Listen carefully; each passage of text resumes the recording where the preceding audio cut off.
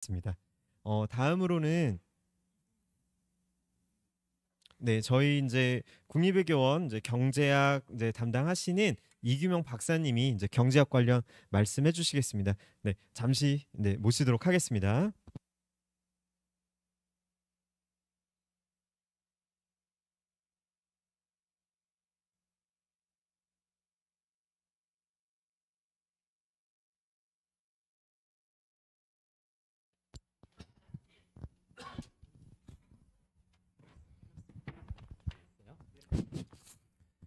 이규명입니다. 저는 짧게 하겠습니다. 짧게요. 길게는 다들 길게 했어가지고 제가 담당하는 영역은 경제학하고 국제경제학입니다. 근데 과목은 경제학으로 출제가 됩니다만은 대개 3문제에서 4문제 정도가 출제가 됩니다. 경제학은 그 중에 미시경제학 영역이 1문제, 그 다음에 거시경제학 영역이 또 1문제, 그리고 국제경제학 영역이 1문제, 이렇게 되게 3문제가 나오면 그렇게 나오고요. 4문제가 나온다면 되게 국제무역론 하나랑 국제경제학 안에서 국제금융론 문제 하나 해서 이렇게 총 4문제가 나오기도 합니다. 그런데 뭐 어떤 유형으로 나오건 무한정 공부를 많이 해야 합격하냐, 그거는 아니고요. 학부생 레벨에서 풀 수 있는, 그러니까 경제학과 학부 4학년생 레벨에서 풀 수 있는 것보다는 조금 많이 알아야 된다라고만 이해를 하시면 됩니다. 그렇다고 대학원생 레벨까지 공부를 해야 되냐, 그런 거는 아닙니다. 그래서 원래 이 경제학 과목 자체가 경제원론이라고 되어 있습니다. 그러니까 경제원론 과목인데 이제 그게 그렇게 단순하게 낼 수는 없으니까 미시경제학, 거시경제학, 국제경제학 이렇게 합쳐서 문제가 출제된다라고 보시면 될 거고요. 이제 이 경제학이라고 하는 과목이 의외로 처음에 접근하기는 상당히 어렵다고들 많이 말씀들을 하시는데, 왜냐하면 첫 부분이 미시경제학부터 시작을 하는데요. 미시경제학은 수리적 접근을 꽤 많이 요구하는 영역입니다. 특히 고등학교 때 다들 어려워했던 미분이라든가 아니면 도형의 그래프라든가 이런 부분들을 많이 요구를 하다 보니까 미시경제학은 상당히 어렵다. 그래서 경제학이 어렵다는 이미지를 갖고 있는데, 근데 오히려 이과 출신 학생들의 경우에는요, 미시경제학은 거의 암산으로 해치웁니다. 워낙 그 수학적 접근이 능숙하다 보니까. 그에 반해서 이 문과 쪽 출신들은 이 미시는 조금 어려워합니다만 거시 영역 들어가면 또 오히려 수월해합니다. 그래서 그렇게 어려운 것도 아니고 무한정 공부를 많이 해야 하는 것도 아니고 출제되는 범위 정도에 딱 맞추어서 공부를 하시면 충분히 1년 내지는 2년 안에 해결이 가능한 영역이다, 이렇게 보시면 되는데, 그러면 어떻게 공부를 해야 될 거냐 하는 게 문제잖아요. 그냥 혼자서 교과서 보면서 열심히만 하면 되느냐, 그건 또 아니란 말씀이에요. 그래서 어떤 유형으로 문제가 출제될 거고 어떤 방향으로 해결을 해나가야 될 것인가, 쉽게 말해서 답안의 작성 능력, 학교에서 교수님들이 요구하는 답안 작성 능력하고 이쪽에 행정고시나 외교원 이쪽에서 요구하는 답안 작성 형식은 또 완전히 다릅니다. 학교의 경우에는 대개 보면은요, 답만 맞추면 됩니다. 교수님들이 요구하는 게 답만 맞춰내면 크게 점수 감점이 없는 데 반해서 이쪽 영역은 어차피 관료를 양성하는 코스거든요. 근데 관료가 돼서 여러분들이 합격을 해서 딱 근무를 하시게 되면 제일 먼저 해야 되는 게 기획서 작성하는 거예요. 어떤 지금 예를 들어서 뭐 안 좋은 상황이 벌어지고 있죠. 이 상황에서 우리나라 외교부가 어떤 식으로 대응을 해야 될 것인가, 거기에 대한 자신 나름대로의 아이디어를 만들어서 기획서를 뭐 10페이지짜리 아니면 15페이지짜리 만들어서 제출을 해야 되는 그런 능력을 갖춰야 된단 말이에요. 그러려면 문제풀이도 아주 논리정연하게 들어가야 됩니다. 그래서 논리 정연한 문제 답안 형식을 요구를 하기 때문에 학교에서처럼 답만 맞추면 합격하겠지 이런 생각은 버려야 됩니다. 실례로 4년 전쯤에 자기가 굉장히 똑똑하다고 생각하는 친구가 한 명 왔었어요. 서울대 동문과 출신인데 자기는 성적이 법대 가도 법대란다. 경영학과 갈 성적인데 자기가 독일을 좋아해서 갔다. 굉장히 오만한 생각을 하고 그래서 그때가 굉장히 어려웠습니다. 경제학 문제가 상당히 어려워서 뭐 되게 수업 듣고 충분히 따라온 친구들 보면 한 80점 초중반 되는 점수를 받는데 그 애는 80점 초중반은 받을 거라고 생각했던 친구들이 다들 60점대 후반 정도로 평균 10점 이하로 뚝 떨어졌던 그 애입니다. 그런데 그 애 답을 다 맞췄어요, 이 친구가. 그런데 떨어졌습니다. 2차에서 떨어지고 나서 가보니까 자기는 답을 맞췄는데 경제학 점수가 41점이 나와 있더라는 겁니다. 답을 다 맞췄는데. 그래서 저한테 상담을 하러 왔었어요. 그래서 그 몰래 사진 찍어오면 안 되는데 답안을 낙방한 학생들한테는 자기 답안을 확인할 기회가 주어집니다. 그래서 그 사진을 찍으면 안 되지만 자기는 적어올 수는 있는데 이 친구가 몰래 사진기를 갖고 가가지고 카메라로 찍어와서 저한테 보여줬는데 그걸 보니까 저 같으면 한 30점 정도 주었을 것 같아요. 근데 교수님이 답이 맞으니까 꽤 높은 점수를 주어서 41점대였다. 그런데 자기는 왜 그렇게 점수가 나왔는지 이해를 못하겠다는. 그래서 3개월 동안 제가 담당을 하면서 가르쳤는데 첫 2달은 도대체 고집이 세가지고요. 바꾸지를 않습니다. 답안 작성 그렇게 하면 원래 또 떨어진다. 아무리 이야기를 해도 안 바꿔요. 마지막 한 달 남겨놓고 너 나가라. 그럴 바에는 괜히 여기 와서 해가지고 시간만 끌고 할 바에 혼자서 그냥 계속 해라. 나갔어요. 고집이 세니까. 일주일 만에 다시 와가지고 남은 기간 다 계속 할게요. 그때부터는 확 바꿨어요. 근데 이 친구가 전체 2등했습니다. 행시 전체 차석을 했는데 그러니까 충분히 바꿀 능력이 있는데도 불구하고 아니 뭐 이렇게 하는 방식이면 되지 뭘 이걸 왜 또 다른 식으로 바꿔야 되냐. 자기 타성에 대해서도 안 바꾸려고 하는 거예요. 그럴 바에는 그냥 자기 자영업을 하면 됩니다. 그 사람들은 관료를 하면 안 되는 사람이에요. 그런 사람이라.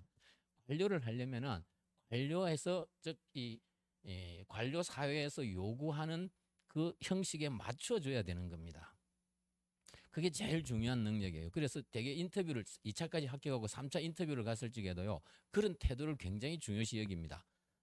저도 그냥 여기 오기 전에는 다른 쪽에서 인터뷰도 많이 해보고 했는데 그때도 회사에서 요구하는 자질이 있습니다. 그 자질에 맞는 사람을 뽑아라라는 거거든요. 아무리 그게 인터뷰까지 온 사람들은 능력 차가 거의 거기서 거기에요. 능력은 비슷비슷하다고. 그럼 그중에 누구를 고를 거냐. 그 조직에 필요한 인재를 고른다라는 겁니다. 관료도 마찬가지거든요. 1차, 2차 뭐 대학 다 졸업하고 1차, 2차까지 합격해서 온 친구들이라면 점수 차는 그날 운이라기보다 뭐좀 컨디션이 안 좋다라든가 이런 거에 따라서 4, 5점 정도는 후딱후딱 차이가 나거든요. 그러니까 크게 실력 차이가 없다고요. 그럼에도 불구하고 그걸 다시 3차 면접을 거치는 이유는 그 조직에서 필요로 하는 인재인지 아니면 애초에 걸러내서 다른 조직으로 보내는 게 맞는 인재인지 그걸 걸러내는 거거든요. 따라서 답안을 작성할 적에도 경제학이면 경제학에서 요구하는 논리 구성에 맞게 작성할 수 있도록 그런 걸 도와주는 게 제가 하는 역할이다. 그래서 되게 저는 이런 식으로 합니다. 일단 이론을 강의를 해요. 그러면 그 이론에서 되게 경제학을 어려워하는 이유가 이론은 이론대로 공부하고 문제를 봤더니만 하나도 안 풀어진다는 거거든요. 왜 그러냐? 당연하죠. 이론은 이론만 적어놓은 겁니다. 그 이론이 나온 백그라운드를 여러분들이 모르기 때문에 풀 수가 없는 겁니다. 예를 들어서 지금 트럼프가 미국 대통령이 된다네? 그럼 우리나라 경제는 어떤 영향이 미치지? 뭘로 갖고 분석을 하라는 거예요? 트럼프가 또라이라 그러니까 또라이 경제학을 봐야 되냐? 그건 또 안 된단 말이에요. 이런 문제가 있을 적에 그러면 어떤 우리 경제학에서는 단순화시키는 겁니다. 트럼프가 대통령이 됐을 때 우리 경제에 미치는 영향을 분석하라 라고 나오면 그럼 어떤 모형으로 접근할 것인가? 그래서 경제학에서 배웠던 몇 가지 모형 중에서 그 모형 하나를 선택을 해요. 그럼 그 선택한 모형에서 트럼프 대통령이 우리나라 수출에는 어떤 영향을 미칠 거고 수입에는 어떤 영향을 미칠 거며 그걸 분석을 해나가기 시작하면 부호로서 다 나타내는 그래프가 어떻게 이동하는가. 그러면 그 그래프 이동 결과를 갖고 결론을 맺는 겁니다. 실제로 그렇게 된다? 그럴 보장은 없습니다. 전혀 달라요. 협상에 따라서 결과는 완전히 달라집니다. 그 협상을 주로 하는 게 주로 외교원 쪽에서 주로 합니다만 어찌됐건 결과는 전혀 관계없습니다. 그 모형에 맞도록 해석해낼 능력이 있느냐 그걸 보는 거거든요. 그래서 이론을 먼저 배우고 그 이론이 나온 백그라운드를 간략하게 설명을 할 겁니다. 그러면 응용이 굉장히 수월해집니다. 근데 그렇게 해도 실제 풀어보지 않는 한은 풉니다. 사실은. 그래서 문제를 기출문제 섞어서 풀어드리고 그러면서 목차는 어떻게 잡아야 되고 그 다음에 그래프는 어떤 그래프를 넣는 게 좋고 수식은 어떤 수식을 넣자.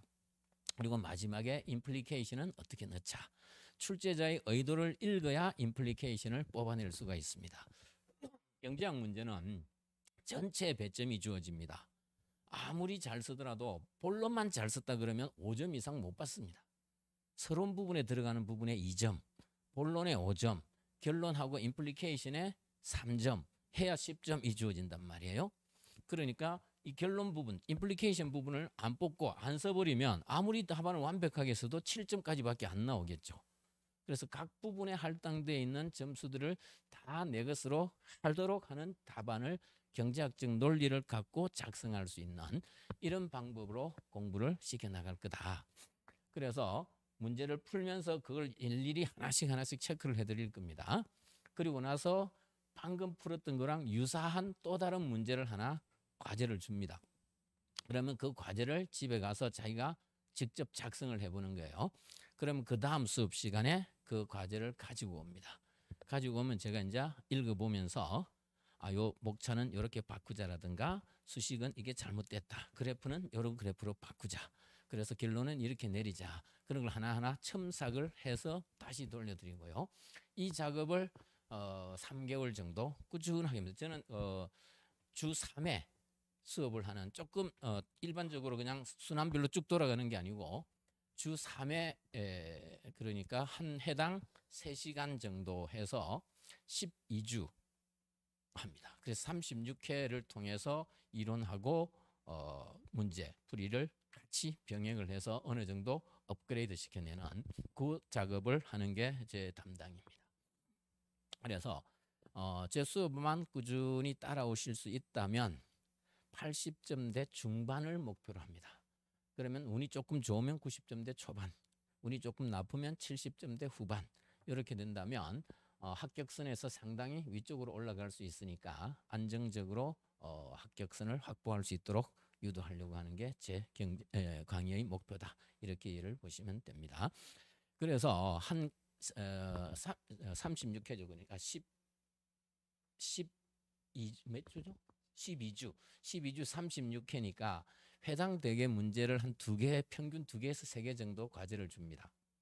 그러면 한 70개에서 80개 정도의 문제를 답안을 작성한다는 소리거든요. 그 과정을 통해서 경제학적 논리에 맞는 답안을 만들어낼 수 있는 능력을 키워내겠다. 그리고 실제 그런 식을 통해서 하면 사실은 실제 출제 시험 현장에 가면은요 3문제 중에서 2개 문제는 어느 정도 알고 있는 문제지만 한 문제는 잘 못 보던 문제가 일반적으로 출제가 돼요. 그럴 경우에 그 점수 차를 어떻게 극복할 거냐. 2개는 풀고 하나를 못 풀었단 말이에요. 그런 상황일 적에는 그냥 우리가 평소에 수업 시간에 풀었던 것처럼 목차 제대로 잡고 그 다음에 거기에 들어갈 핵심 키워드 정도만 적어줘도 상당히 높은 점수를 얻어낼 수가 있습니다. 왜냐하면 출제 여기 뭐죠? 답안을 채점하는 교수들은 답안 채점하는 제 친구들이 많이 들어갔어요. 지금 이제는 안 들어갑니다. 늙어가지고 잘 안 줍니다. 늙으면은 잘 안 줘요. 50대 후반까지는 채점으로 아직 줍니다. 그런데 60 넘어서면은 힘들다고 주지를 않아요. 근데 그때 그 친구들의 이야기를 들으면 일단 첫 번째 요구 사항이 공부 열심히 한 학생을 합격시키도록 채점해 주세요라는 거랍니다. 답안지만 보고 그걸 어떻게 하느냐 하겠지만 채점하는 교수들은 평생을 그 강의로서 밥 먹고 살아온 경제학 강의로서 밥 먹고 살아온 사람들이에요. 답안지를 딱 받아들면 이 친구는 공부는 어느 정도 됐겠으니까 점수가 어느 정도일 거다. 대충 감이 옵니다. 물론 30대나 40대 초반까지는 그 감이 잘 안 오는데 40대 후반 50대 정도의 교수들 되면 그대로 거의 점수가 그렇게 나와져요. 그렇다는 소리는 경제학적 논리 구성을 갖춘 답안에 대해서는 굉장히 높은 후한 점수가 주어집니다. 그래서 모르는 문제에 대해서도 두 문제는 제대로 풀었는데 한 문제를 제대로 못 풀고 목차만 적어놓고 키워드만 적어놨다. 그럼 어떻게 인식을 하느냐. 이 친구가 시간 배정을 잘못했다라고 인식을 합니다. 채점하는 교수들은.